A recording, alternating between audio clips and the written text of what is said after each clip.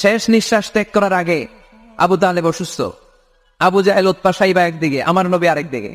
আমার প্রিয় নবী বললেন, চাচা আজীবন আপনি ছাতার মতো আমাকে আশ্রয় দিয়েছেন, আজীবন আপনি বাবার মতো কোলে পিঠে করে মানুষ করেছেন, একবার শুধু আমার কানে কানে বলেন লা ইলাহা ইল্লাল্লাহ মুহাম্মাদুর, বাকিটা আমি আল্লাহর সাথে বুঝে নেব।